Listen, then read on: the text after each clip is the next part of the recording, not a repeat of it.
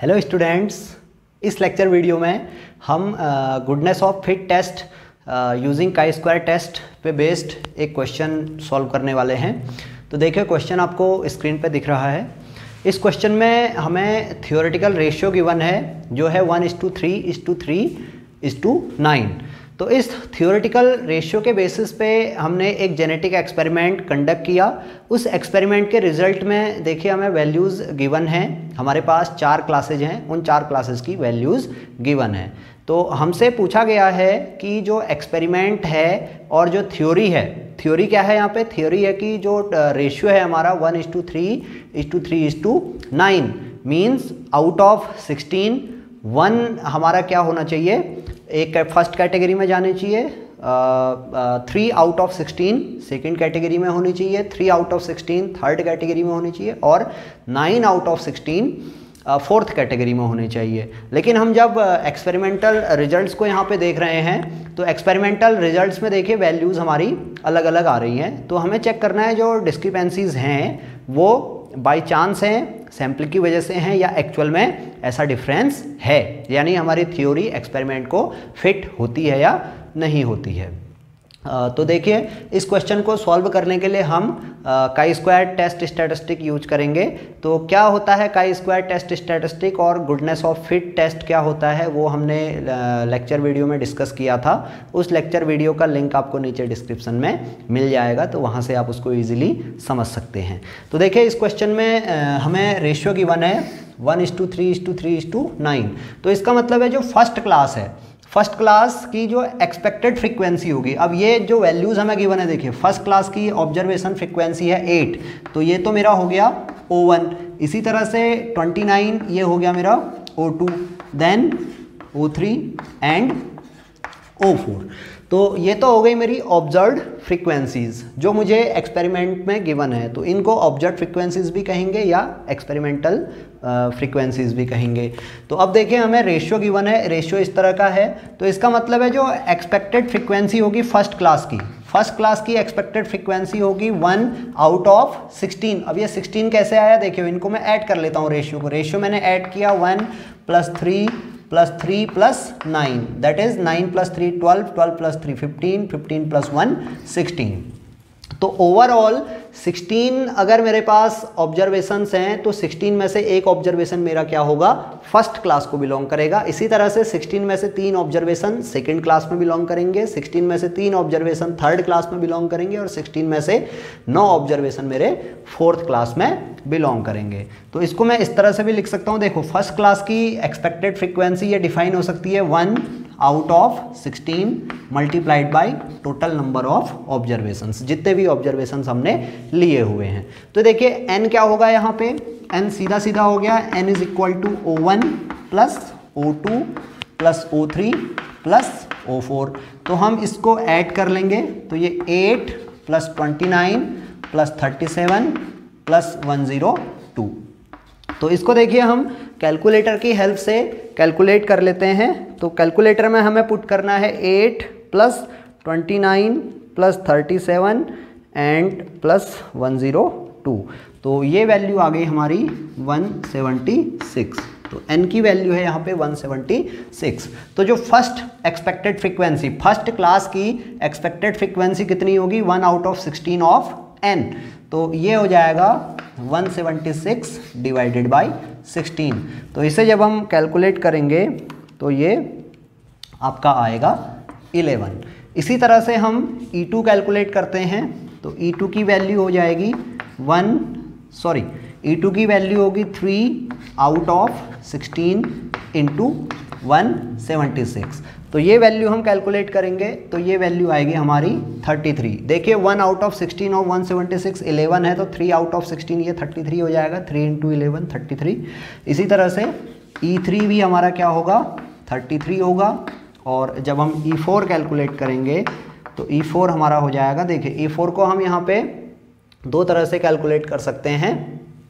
पहला, इन को ऐड कर लें, 11 + 33 + 33 जो क्वांटिटी आए उसको 176 से सब्ट्रैक्ट कर लें, या सीधे सीधे देखिए 9 आउट ऑफ 16 × 176, 1 आउट ऑफ 16 × 176 11 है, तो 9 आउट ऑफ 16 इंटू n कितना होगा 9 इंटू 11 दैट इज 99। तो ये वैल्यूज आ गई हमारी एक्सपेक्टेड फ्रीक्वेंसीज। क्या किया हमने, हमें ऑब्जेक्ट फ्रीक्वेंसीज गिवन थी, हमने इन ऑब्जेक्ट फ्रीक्वेंसीज को ऐड करके अपना n कैलकुलेट कर लिया। फिर इस n की हेल्प से जो रेशियो हमें गिवन था उस रेशियो में हमने पता कर लिया कि टोटल कितना है और इंडिविजुअल क्या होगा, इंडिविजुअल प्रोबेबिलिटी क्या होगी। तो ये टर्म यहाँ पे जो 1/16 है या 3/16 है ये कहलाती है क्लास प्रोबेबिलिटी। इस प्रोबेबिलिटी के बेसिस पे हमने क्या कर लिया, अपनी एक्सपेक्टेड फ्रीक्वेंसीज कैलकुलेट कर ली। तो अब देखिए एक्सपेक्टेड फ्रीक्वेंसीज हमारे पास आ गई, ऑब्जेक्ट फ्रीक्वेंसीज हमारे पास आ गई। हमें पता है काई स्क्वायर हमने जो कैलकुलेट करना है उसका फॉर्मूला क्या है, summation I1 to k। Here k is, k भी हम नोट कर लेते हैं, k यहाँ पे है 4, k कितना है 4 क्लासेज हैं। तो I1 to k OI minus EI square divided by EI, ये हमने कैलकुलेट करना है। तो देखिए इसको कैलकुलेट करने के लिए हम यहाँ पे टेबल का यूज कर सकते हैं। तो टेबल का यूज क्या करेंगे, जैसे मैंने एक कॉलम में ले लिया OI, इसी तरह से मैंने यहाँ पे सेकेंड कॉलम बनाया EI, then OI minus EI। इसके बाद मुझे क्या करना है, OI minus EI square calculate करना है। तो ये OI माइनस EI स्क्वायर में निकाल लूँ। अब इसके बाद मुझे क्या करना है, इस स्क्वायर टर्म को EI से डिवाइड करना है। तो OI minus EI square divided by EI। तो इस तरह से मैं अपने कॉलम्स कैलकुलेट कर लूँ तो मुझे काई स्क्वायर की वैल्यू मिल जाएगी। तो ये जो सम आएगा, कौन सा सम, इस कॉलम का सम, इस कॉलम का सम सपोज ये है, तो ये वैल्यू हमारी काई स्क्वायर कैलकुलेटेड होगी। बहुत इजी कैलकुलेशन है। देखिए हमने क्या करना है, इतने कॉलम्स कैलकुलेट करने। OI हमें गिवन है, OI की हेल्प से हमने क्या किया, EI कैलकुलेट कर लिया। फिर हमने नेक्स्ट कॉलम कैलकुलेट किया, दोनों का डिफरेंस निकाला, फिर डिफरेंसेस का स्क्वायर निकाला, स्क्वायर्स को EI से डिवाइड कर दिया। इस कॉलम का सम मेरा क्या होगा, का स्क्वायर कैलकुलेटेड होगा। तो यहाँ पे नोट कर लेते हैं। देखिए OI में फर्स्ट ऑब्जर्वेशन हमारा 8, then 29, then 37 and last observation is 102। तो देखिए फर्स्ट ऑब्जर्वेशन हमारा 8 है, इसकी एक्सपेक्टेड फ्रीक्वेंसी हमारी 11 है, तो इसके corresponding expected frequency 11। Second class की एक्सपेक्टेड फ्रीक्वेंसी ये 33 है, थर्ड क्लास की भी 33 है और फोर्थ क्लास की हमारी 99 है। तो ये वैल्यू हमने पुट कर ली।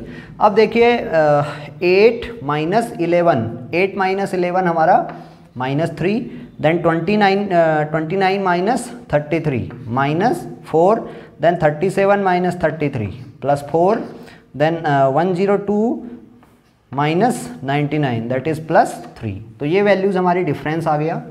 अब ये डिफरेंसेस का स्क्वायर हम कैलकुलेट कर लेते हैं। तो ये 9, देन 16 एंड 9।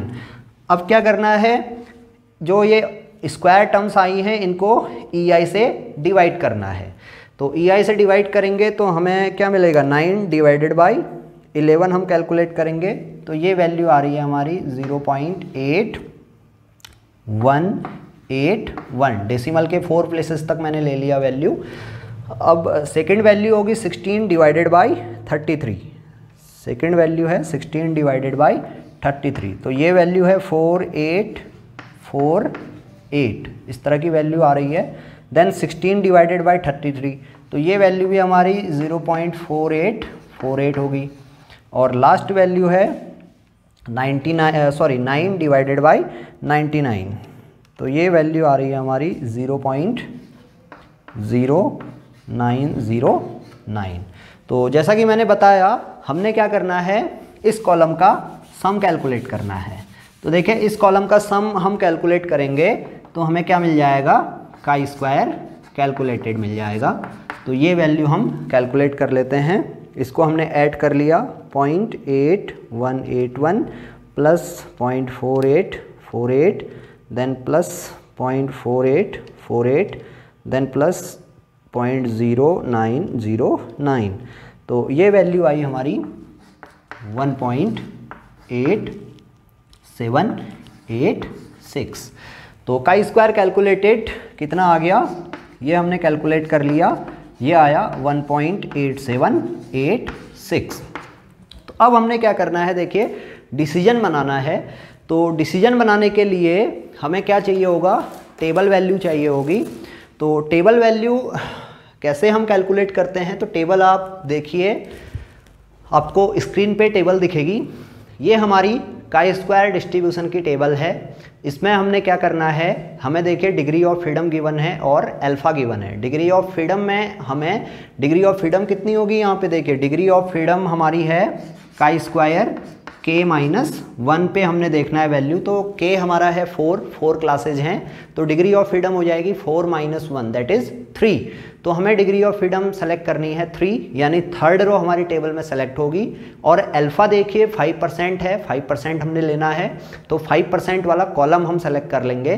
तो जो इंटरसेक्शन वैल्यू आपको वहाँ पे दिख रही है, वो इंटरसेक्शन वैल्यू है 7.81, यानी जो काई स्क्वायर टेबुलेटेड वैल्यू आई वो आई 7.81। वो कहाँ पे आई, काई स्क्वायर k-1 अल्फा पे, यानी काई स्क्वायर 3,0.05।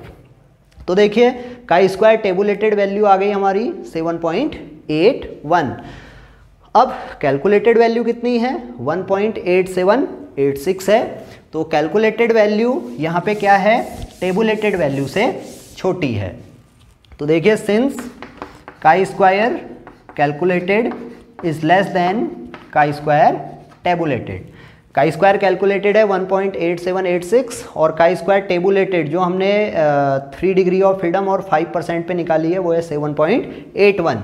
तो chi square calculated is less than chi square tabulated, we accept our null hypothesis, we accept our null hypothesis. तो अब देखिए नल हाइपोथेसिस यहाँ पे क्या है, नल हाइपोथेसिस जैसा हमने डिस्कस किया था काई स्क्वायर टेस्ट में, हम कहते हैं हमारी जो थ्योरी है वो एक्सपेरिमेंट में फिट हो रही है। तो नल हाइपोथेसिस होगी theory fits well into the experiment. तो वो क्या हो गई हमारी, एक्सेप्ट हो गई। तो इसका मतलब है जो एक्सपेरिमेंट हमने यहाँ पे कंडक्ट किया है वो क्या है, थ्योरी के अकॉर्डिंग है। यानी हमारी थ्योरी कहती है कि आउट ऑफ 16 1 ऑब्जर्वेशन हमारा फर्स्ट कैटेगरी में होगा, तो आउट ऑफ 16 सेकेंड जो 3 ऑब्जर्वेशन है वो सेकेंड क्लास में होंगे। इसी तरह से आउट ऑफ 16 3 हमारे क्या होंगे, थर्ड क्लास में होंगे। देन आउट ऑफ 16 9 हमारे फोर्थ क्लास में होंगे। ये हमारी थ्योरी है और एक्सपेरिमेंटल रिजल्ट हमारे पास ये हैं। तो हम कह रहे हैं भाई हमारी थ्योरी क्या कर रही है, इस एक्सपेरिमेंट को प्रेडिक्ट करेगी।